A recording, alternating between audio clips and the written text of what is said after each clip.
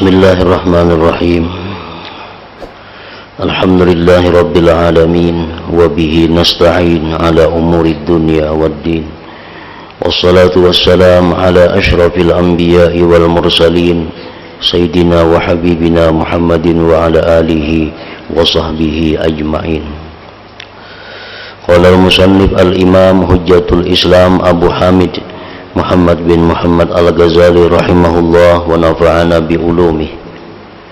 Bayanu anna ajallal ladzati wa a'laha ma'rifatullahi ta'ala wan nazaru ila wajhihil karim wa annahu la yutasawwaru ay yu'thira 'alayha ladzatun ukhra illa man hurima hadhihi ladzah. Ya'lam anna al-ladzati tabi'atun lil idrakat wal insanu jami'un li jumlatin minal quwa wal garaiz wa li kulli quwwatin wa garizatin lazzatun wa lazzatuha fi nailiha li muqtada tab'iha alladhi khuliqat lahu fa inna hadhihi al garaiza ma rukibat fil insan abatha bal rukibat kullu quwwatin wa garizatin li amrin minal umur huwa muqtadaha bittaba'.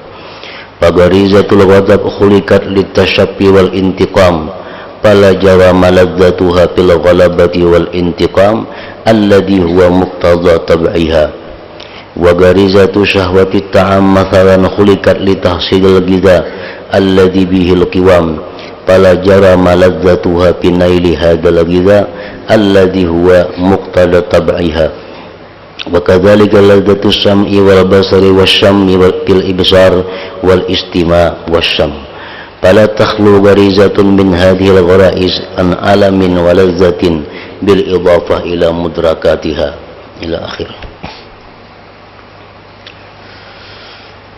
Makna daripada kalam Imam Al-Ghazali rahimahullah wa nafa'ana bi ulumih, penjelasan tentang kelezatan yang paling besar dan paling tinggi adalah kelezatan ma'rifatullahi ta'ala dan memandang wajahnya Allah yang mulia, dan bahwasanya tidak terbayang pada akal pikiran adanya kelezatan kenikmatan yang lebih utama darinya itu ma'rifat kepada Allah, kecuali orang yang terhalang dari kelezatan ini. Nah, di dalam bab ini Imam Ghazali menjelaskan bahwa kelezatan yang paling tinggi lezatnya itu adalah ma'rifatullah, mengenal Allah. Nah, kemudian beliau akan menjelaskan kepada kita tentang jalannya, di mana ma'rifat kepada Allah itu dikatakan kelezatannya melebihi kelezatan apapun yang ada. Karena kita seringkali mendengar hadis Rasulullah sallallahu alaihi wasallam bahwa memandang zat Allah itu adalah merupakan puncak daripada kenikmatan surga. Dan perkataan para ulama bahwa mengetahui, mengenali tentang Allah itu adalah kelezatan yang paling sempurna. Nah, tetapi kita belum tahu bagaimana bisa diterima oleh akal pikiran kita mengenai lezatnya mengenal Allah itu. Karena selama ini kita hanya mengenal kelezatan-kelezatan itu hanya bersifat kepada benda-benda. Kita hanya mengenal selama ini bahwa kelezatan itu adalah hanya merupakan rasa. Tetapi kita belum tahu bahwa kelezatan yang didapatkan oleh setiap orang yang ma'rifat kepada Allah Subhanahu wa ta'ala.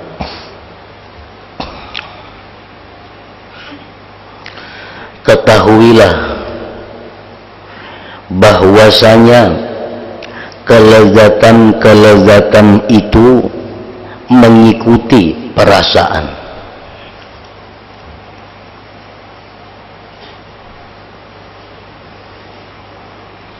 Kelezatan itu mengikuti perasaan. Jadi lezat itu adalah rasa. Dan manusia itu mengumpulkan, artinya terkumpul pada diri manusia beberapa jumlah kekuatan dan gharizah atau tabiat. Di dalam tubuh kita ini macam-macam takumpulan kekuatan, macam-macam takumpulan tabiat. Dan bagi setiap kekuatan dan gharizah tabiat itu mempunyai kelezatan. Jadi di dalam tubuh kita ini banyak mempunyai tabiat. Masing-masing tabiat itu mempunyai kelezatannya sendiri-sendiri. Masing-masing mempunyai kelezatannya sendiri-sendiri. Mata itu kelezatannya adalah pada memandang yang indah. Telinga lain lagi pulang, kelezatannya mendengar sesuatu yang merdu, yang nyaman. Penciuman lain lagi pulang kelezatannya. Nah, di dalam tubuh kita bukan hanya 3 itu, tapi banyak macam-macam yang masing-masingnya itu ada mempunyai kelezatan tersendiri.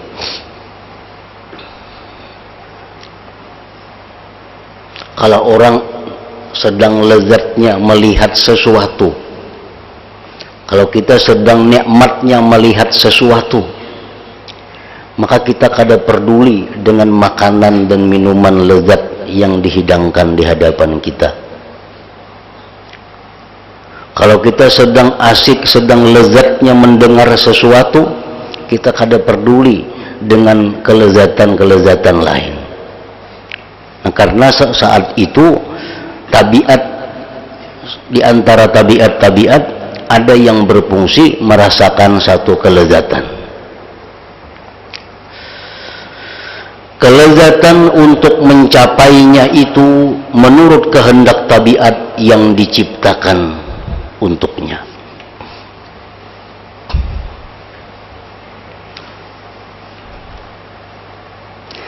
Maka sesungguhnya gharizah, tabiat ini tidaklah disusun pada manusia dengan sia-sia. Maha suci Allah daripada memperbuat yang sia-sia. Artinya tabiat-tabiat yang ada di dalam diri kita itu semuaan ada faidah. Akan tetapi disusunnya setiap kekuatan dan gharizah tabiat ini untuk sesuatu hal dari hal-hal yang dikehendaki menurut tabiat.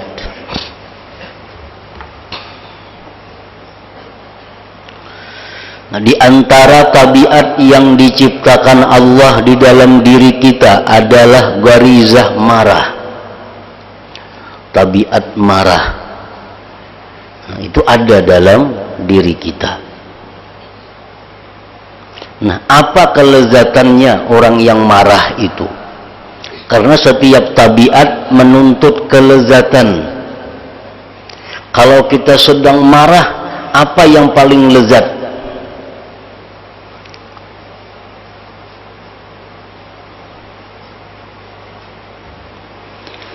Tabiat atau gharizah marah diciptakan untuk memuaskan hati dan pembalasan.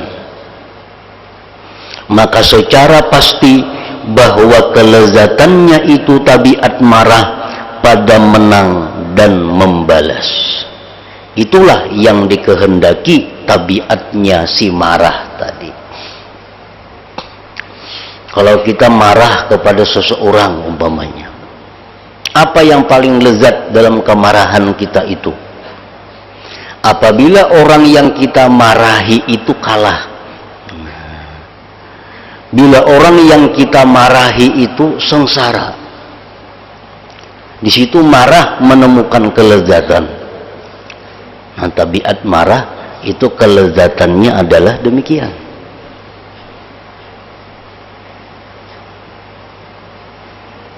Dan orang yang sedang marah itu kelezatannya bukan pada makanan, suruhnya makan apa aja kada nyaman.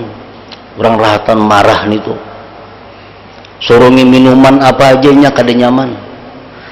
Tapi begitu orang yang dimarahinya itu kalah, lumpuh, nah itulah sudah kelezatan yang didapatnya. Itu kalau tabiat marah yang keluar, yang berfungsi daripada diri kita.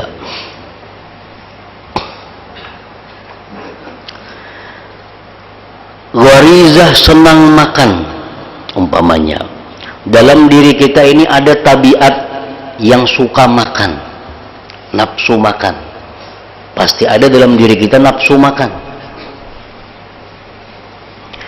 Ia diciptakan untuk menghasilkan makanan yang mana dengan makanan itu ia bisa berdiri tegak.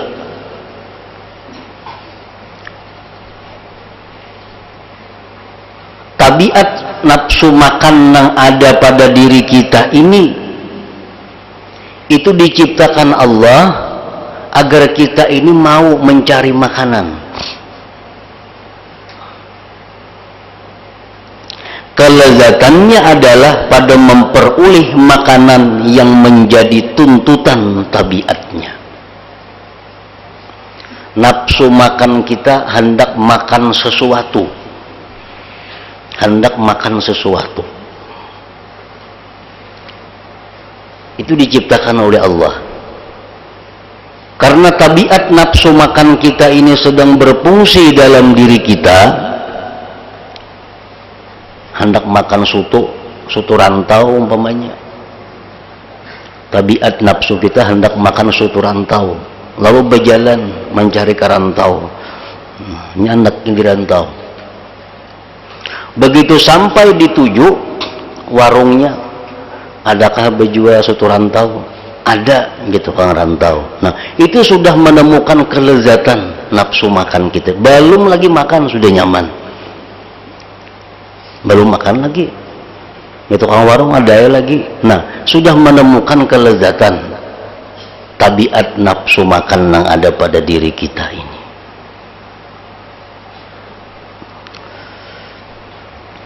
Dan begitu juga halnya kelezatan mendengar, melihat, dan mencium pada pendengaran, penglihatan, dan penciuman.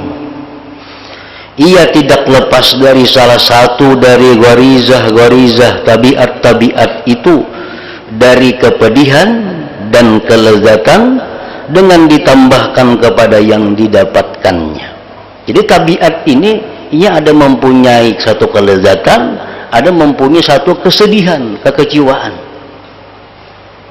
Begitu orang yang dia marahi itu menang, maka tabiat marah pedih. Tabiat makan, hendak makan soto rantau, begitu sampai di rantau, di tukang warung, habis. Tabiat nafsu makan pedih. Mendengar suara-suara yang kada nyaman didengar, maka pendengaran kita pedih. Sebaliknya tadi kelezatan.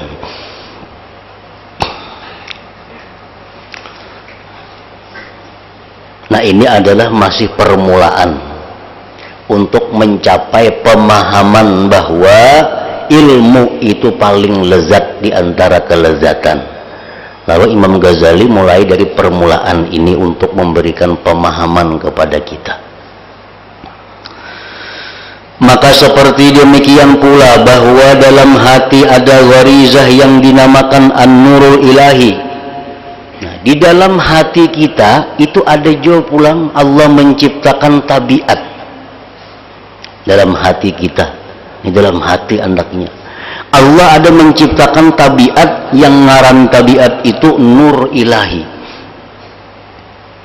Karena firman Allah Ta'ala, afaman syarahallahu sadrahu lil Islam fahuwa ala nurim min rabbih. Artinya, maka apakah orang yang dibukakan Allah hatinya untuk menerima Islam lalu ia mendapat nur dari Tuhan, sama dengan orang yang membatu hatinya? Terkadang garizah tabiat di dalam hati itu dinamakan akal. Terkadang dinamakan mata hati yang batin, dan terkadang dinamakan juga nurul iman wal yakin. Macam-macam ngarannya. Barangnya iya ditutupang, cuma ngarannya macam-macam tabiat yang ada dalam hati ini. Dan tidak ada arti, tidak ada guna kita menyibukkan diri dengan membahas nama-nama itu. Karena bahwa istilah itu bermacam-macam, dan orang yang lemah ia menyangka bahwa perbedaan itu terjadi pada makna-makna. Karena sesungguhnya orang yang lemah itu ia mencari makna-makna dari lapas-lapas, dan itu adalah kebalikan dari yang wajib. Masalah ngarannya kita kada jadi masalah nangapa ngarannya. Pokoknya di dalam hati kita itu ada satu tabiat, boleh kita ambil ngarannya akal atau nur ilahi. Maka hati kita ini berbeda dengan bagian-bagian badan yang lain. Berbeda dengan sifat yang didapatkan oleh makna yang tidak bisa dikhayalkan dan tidak dapat dengan panca indera. Nah, sesuatu yang dalam hati kita ini itu kada bisa dijangkau oleh panca indera. Mata, telinga, rasa.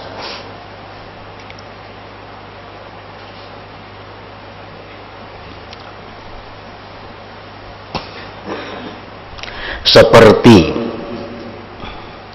mengetahuinya akan kejadian alam semesta,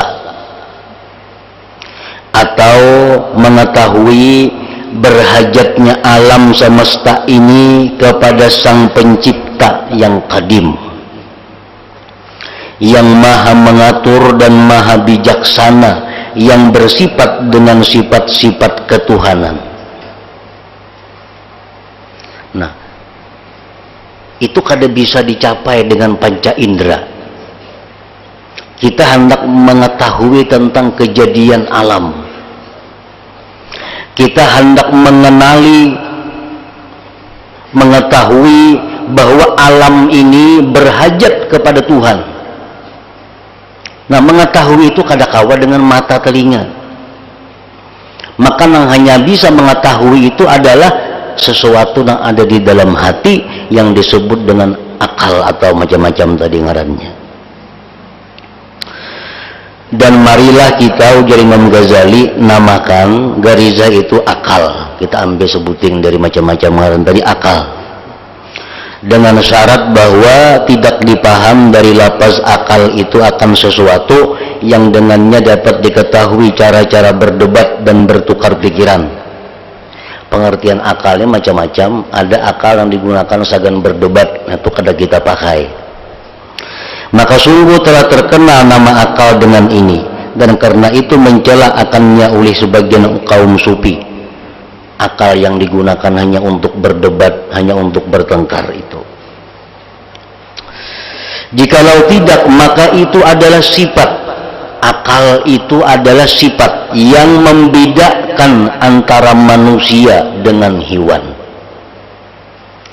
Nah, di dalam hati manusia ada sesuatu tabiat yang dinamakan akal, yang akal itulah membedakan kita dengan hewan.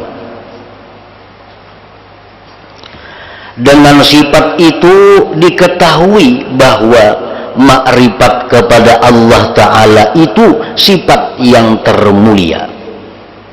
Si akal ini nang tahu bahwa makrifat kepada Allah itu merupakan sesuatu yang paling mulia. Mata kada tahu, telinga kada tahu, tabiat marah kada tahu, tabiat makan kada tahu, tabiat guring kada tahu. Nang tahu bahwa makrifat itu adalah sesuatu yang mulia, itu tabiat yang dinamakan akal tadi. Maka tidak semestinya bahwa sifat akal itu dicela. Karena akal ini nang tahu bahwa mengenal Allah itu adalah sesuatu yang mulia.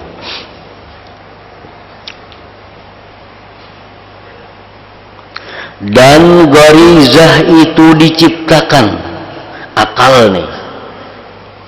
Akal itu diciptakan untuk mengetahui akan hakikat semua perkara. Itu Tuhan menciptakan akal pada diri kita. Akal itu diberi Tuhan tabiat. Apa tabiatnya akal? Tabiatnya akal itu hendak tahu segala perkara. Maka yang dikehendaki oleh tabiatnya si akal ialah makrifat dan ilmu. Kayak mata, tabiat matanya hendak berlihat nang baik. Tabiat telinga hendak berdengar nang merdu, nang nyaman didengar. Tabiat nafsu makan hendak makan. Tabiat marah agar nang dimarahi kalah. Nah, tabiat si akal ini diciptakan Allah untuk mengetahui hakikat sesuatu.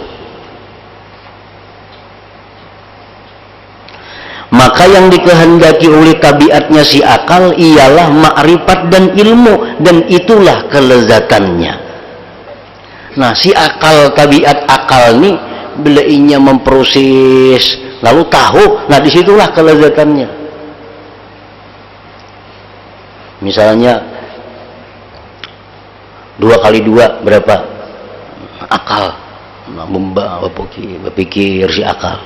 Ambil kayu 2 kali 2 sama dengan 4. Nah, begitu tahu 4, akal itu lezat. Akal lezat. Pokoknya akal ini tabiatnya adalah hendak tahu. Kelezatannya akal bila ia mengetahui sesuatu. Orang mempaham kitab, mutalaah kitab, kada paham yang dibaca ini apa, kada mengerti lagi kitabnya dibaca. Dipikirakannya, hendak tahu, pikirakannya diulang-ulangnya, akhirnya mengerti tujuannya. Nah, di situ akal menemukan kelezatan. Akal menemukan kelezatannya di situ. Jadi akal itu mencari lezatnya akal bukan dengan minum, bukan dengan makan, bukan dengan guring, bukan dengan kawin. Kelezatan akal itu bila ini sudah tahu yang selama ini kada tahu. Disitulah kenikmatannya akal.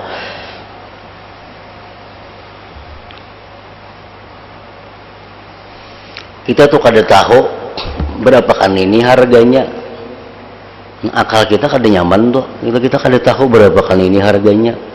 Begitu kita tahu juga nih harganya 1 juta, nah akal nyamannya tuh nyaman. Nah, nyaman pada diri kita tuh akal ngarannya. Bila mengetahui sesuatu nang kada tahu.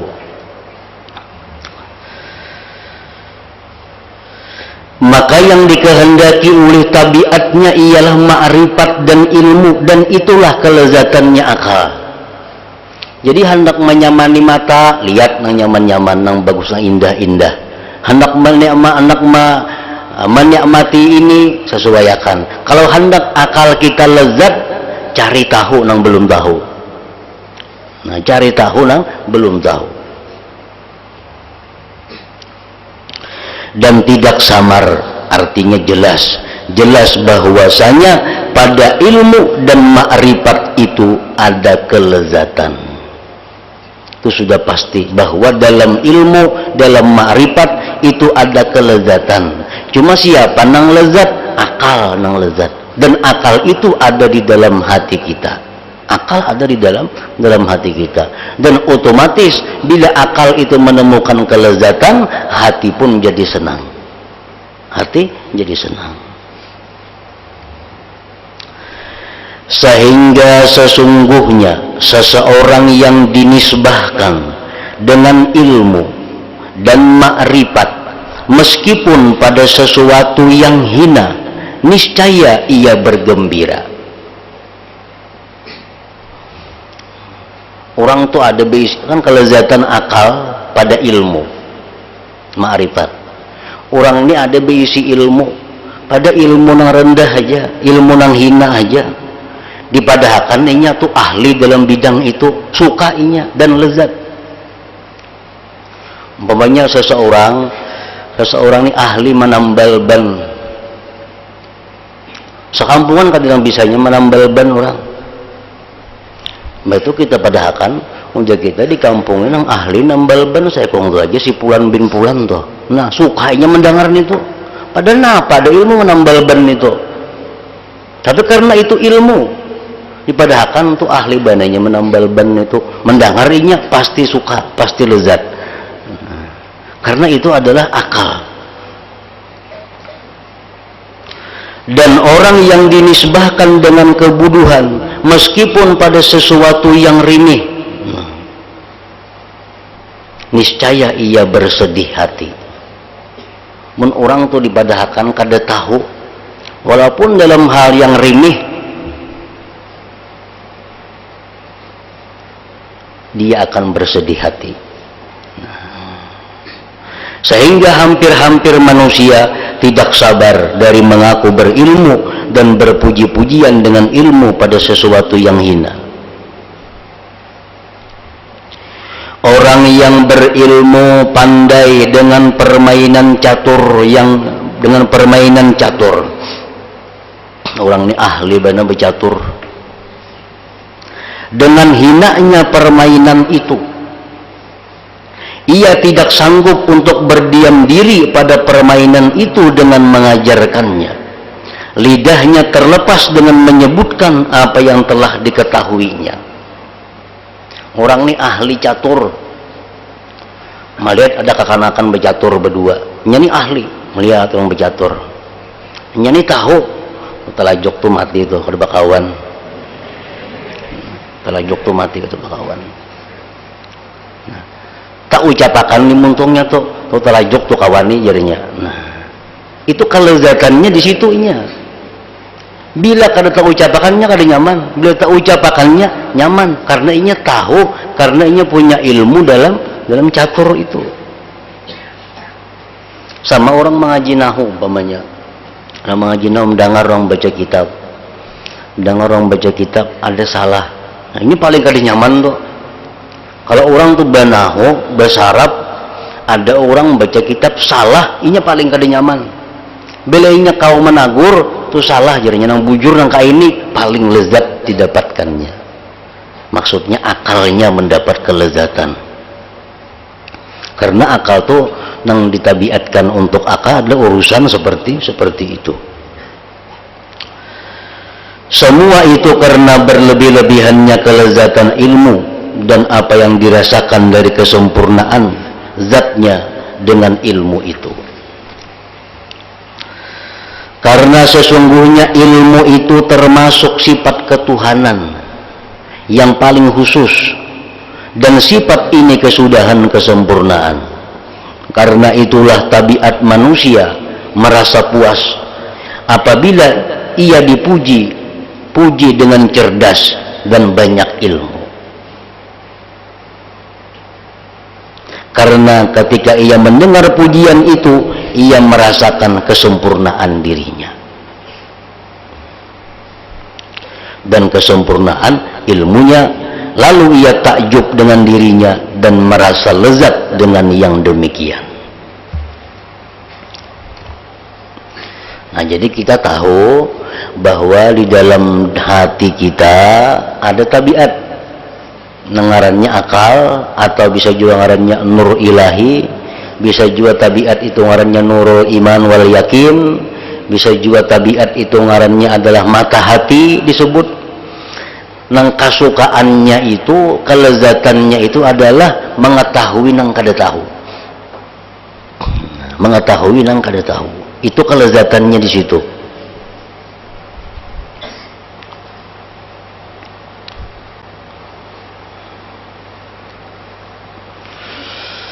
Kemudian lezatnya ilmu dengan bercucuk tanam menjahit tidaklah seperti lezatnya ilmu dengan mengendalikan pemerintahan dan mengatur urusan makhluk. Orang bertani, orang berjahit, itu ada ilmunya. Orang mengatur makhluk, mengatur pemerintahan, itu ada ilmunya. Ada ilmunya. Dan tidaklah sama antara kelezatan ilmu dengan nahu dan syair seperti lezatnya ilmu mengenai Allah Ta'ala, sifat-sifatnya dan malaikat-malaikatnya dan kerajaan langit dan bumi. Mengenali tentang pemerintahan itu ada ilmunya. Mengenali tentang pertanian itu ada ilmunya. Mengenali tentang ketuhanan ada ilmunya. Mengenali tentang pemerintahan ada ilmunya. Nah, si akal ini dalam mengenali ilmu itu lain-lain kelezatannya. Lain-lain, macam kita makan juga, iwak, daging, tempe, tahu, lain-lain kelezatannya.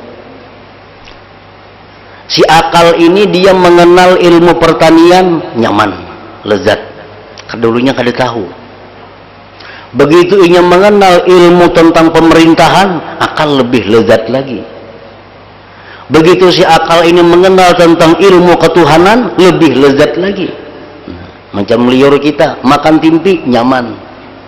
Makan timpi yang bercacapan makin nyaman lagi. Makan daging ini makin nyaman lagi. Nah, itu akal pun demikian.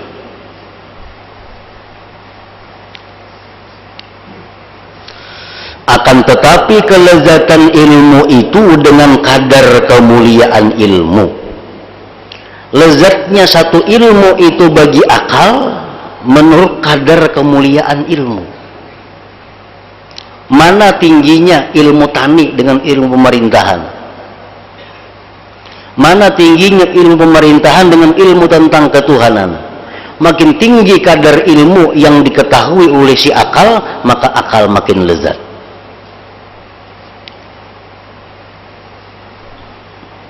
Dan kemuliaan ilmu itu sekedar menurut kemuliaan yang diketahui. Sehingga orang yang mengetahui akan hal ihwal batin manusia dan memberitahukan dengan hal ihwal itu, ia akan merasakan kelezatan. Kita ini tahu isi hati orang itu umpamanya. Kita tahu tentang isi hati orang. Dulu kada tahu. Nah, tentu kita merasa kelezatan. Ini di wadah kita ini, di hadapan kita ada petani, ada camat, ada menteri, ada raja. Kita tahu isi hati petani. Senang kita. Pasti lezat. Karena tahu isi hati si petani itu.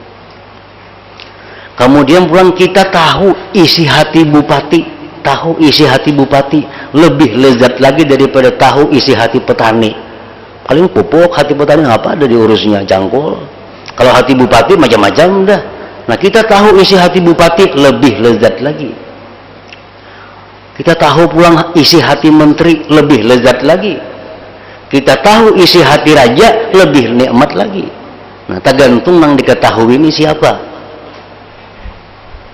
Nah, kalau kita tahu, kita ma'rifat tentang bagaimana fi'il Allah, sifat Allah, tentu lebih lezat, lebih nikmat lagi. Karena Allah yang maha mulia di antara yang mulia. Nah, di situ jalannya bahwa mengenal Allah itu paling lezat daripada segala kelezatan. Di situ jalannya.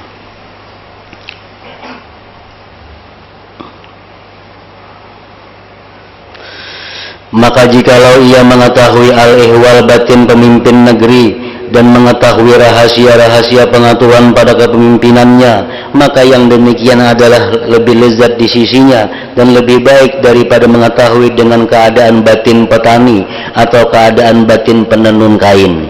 Jikalau ia dapat mengetahui rahasia-rahasia menteri dan pengaturannya, dan ia mengetahui apa yang menjadi maksud tujuannya pada masalah kementerian, maka itu lebih lezat baginya dan lebih diinginkan daripada pengetahuannya dengan rahasia-rahasia pemimpin negeri. Jikalau ia mengetahui akan hal ihwal batin raja dan sultan yang berkuasa atas menteri, niscaya yang demikian itu lebih baik baginya dan lebih lezat daripada mengetahui akan rahasia-rahasia batin menteri. Dan adalah pujian untuknya dengan pengetahuannya itu dan keinginannya atas yang demikian dan pembahasan daripadanya lebih kuat, dan keinginannya atas yang demikian itu lebih baik, karena kelezatan pada yang demikian itu lebih besar. Kita dipadahkan orang, ujar orang si pulan itu tahunya rahasia-rahasia petani. Nah, lezat tuh si pulan tuh mendengar tuh, dipadahkan tahu rahasia petani. Padahal orang pulang, maka si pulan tuh ujar orang tahu juga rahasia-rahasia bupati, makin lezat laginya. Padahal orang pulang tuh tahu juga rahasia-rahasia menteri, makin lezat laginya. Padahal orang pulang tuh tahunya rahasia-rahasia presiden, makin lezat lagi. Mbah itu pulang jadinya si pulan itu tahu tentang rahasia-rahasia ketuhanan, nah, makin lezat lagi. Nah, jadi disitulah artinya mengenal Allah paling lezat sesuatu. Nah, jangan disamakan lezatnya makan daging, makan sate, lain itu. Karena lain tabiatnya. Dengan ini jelas bahwa makrifat yang paling lezat adalah yang paling mulia daripadanya. Itu makrifat yang paling lezat. Makin mulia yang diketahui, makin lezat. Kadar kemuliaannya menurut kadar kemuliaan ilmu yang telah diketahuinya.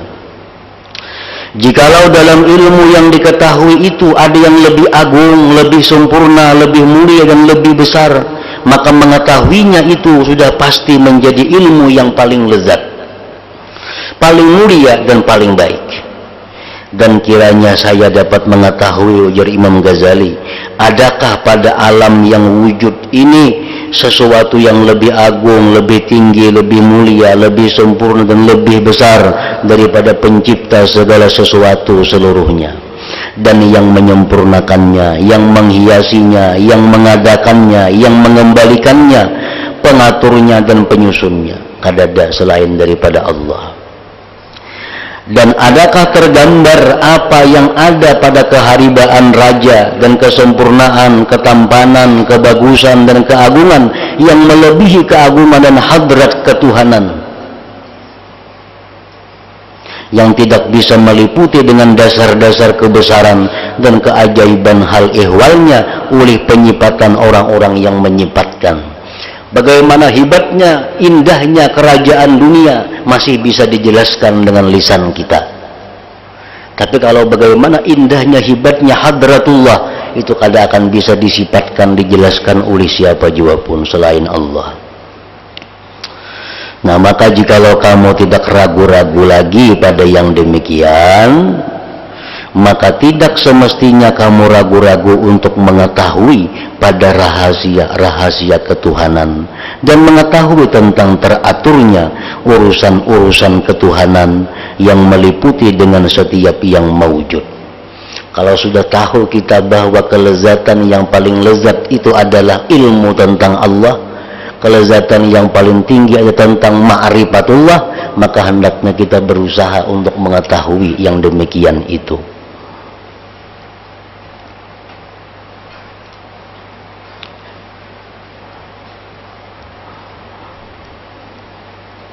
Pengetahuan yang paling lezat, paling baik, paling dirindukan, dan pengetahuan yang paling patut bagi apa yang dirasakan oleh diri ketika menyipati akan kesempurnaan dan keelokan dan yang paling patut bagi apa yang menjadi besarnya kegembiraan, kesenangan dan kebahagiaan. Paling besar kebahagiaan kita, paling besar kesenangan kita kalau kita dikatakan makrifat dengan Allah Subhanahu wa ta'ala itu. Nah, dengan ini maka jelaslah Fatihah.